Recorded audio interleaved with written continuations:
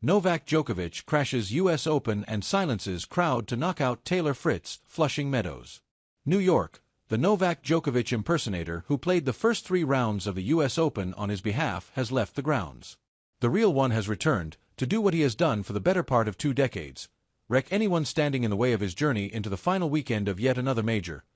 With a close-to-dominant 6-3, 7-5, 3-6, 6-4 win over last year's finalist Taylor Fritz, Djokovic sent a message to the young guns still left in the draw, including the 2 players who have monopolized the Grand Slam titles he once collected like stamps. He is alive, he is kicking, and he is not about to go quietly in his pursuit of a 25th Grand Slam singles title.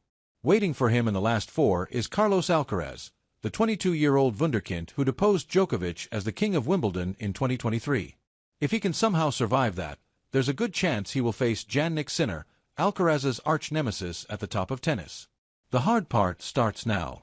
But last week, Djokovic was wandering around Arthur Ashe Stadium looking like he wanted to be anywhere else, miserable about his level of play and gasping for air as he tried to find his wind after 6 weeks without any competition. Tuesday night, he mostly looked like the tennis wrecking machine of old against one of his favorite pigeons. He is now 11-0 against Fritz, twisting the world number 4 around the court and at times making Fritz look like the world number 40. The ball flew off his strings like a slingshot. He slid and stretched and switched directions like he had springs in his shoes. He cranked aces when he needed them and landed second serves on the backs and outsides of the lines. Down a set, Fritz had 2 chances to take a lead early in the second. But each time, Djokovic turned back the clock, finally escaping from trouble with a forehand that shot across the court as if on a wire, at the end of a high-octane exchange from the baseline. As soon as it broke the sideline, he stared up at the crowd and waved his hand to make sure it showed appreciation. When the crowd sent back a roar, he took an exaggerated bow. The party was on. Fritz would get another chance 2 games later, but another big serve and an overhead winner snuffed it out. Djokovic has long been relentlessly efficient in the biggest matches on the biggest stages, and through the first set and a half, Fritz earned 9 break points against Djokovic's serve but converted none. Djokovic earned just 5 but converted 2, getting the edge in the second set off a sloppy forehand from Fritz whose rally tolerance dropped as his frustration rose, something Djokovic has seen countless times in his career as he tortures opponents into exceeding their limits. As if by remote control, they do it to themselves. Fritz ruminated too on the decisions he made with slight openings, 0-15, 0-30, 15-30, that don't register on the breakpoint record. I was just converting and playing these points just really poorly, he said in his news conference. When Fritz finally broke through as Djokovic tried to serve out the second set, Fritz gave him the edge right back, double faulting twice and playing his worst game of the night. When the American netted a short backhand on Djokovic's first set point, Djokovic blew 3 kisses to the crowd on the way to his chair, and that was basically that. He has lost a match just once after winning the first 2 sets, to Jürgen Meltzer, 16 years ago. Now, at 38, Djokovic has landed in his 4th Grand Slam semifinal of the year.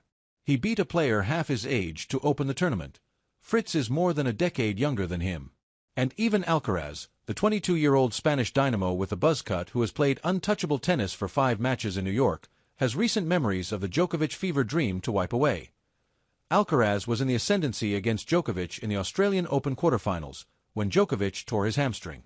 Instead of finishing Djokovic off, Alcaraz overthought the situation as Djokovic simplified it, playing the brand of spot-serving, first-strike tennis that he has adopted in his later years, and beat Alcaraz when the match was his to take. Djokovic also beat him in an epic Olympic final last July in Paris, shattering Alcaraz's spirits for months. But to do it, he had to play better tennis than he has played at any time the past 2 years, since he won this tournament in 2023. He also had to hit 2 of the best forehands of his life. The final score? 7-6, 7-6. Djokovic is a year older now, and often looks much older than that. A week ago Sunday, he looked lethargic and slow, and had a nasty blister on his foot. Last Friday, he tweaked his back and looked hobbled. Sunday night, he had a trainer massaging his shoulder and neck and inspecting other body parts, but his feel for the ball was back and by the end he was stutter-stepping across the court once more. But for a brief period in the 3rd set Tuesday, when the crowd razzied him and got under his skin, helping Fritz to break his serve and delay the inevitable, he looked every bit here for a fight. At 5-4 in the 4th with Fritz serving, Djokovic lunged and scrambled across and back to keep the American locked down. He shuffled forward and then back before he served to try and grab an advantage. Djokovic was locked in, drawing 2 quick errors from a suddenly tight Fritz. Fritz held steady for one baseline battle, but wobbled on the next. Djokovic kissed the crucifix around his neck as he went for his towel, then hit the accelerator from third gear on a forehand to bring up 2 match points. Fritz survived one more point, on yet another long rally, and then one more, as Djokovic sent a backhand long.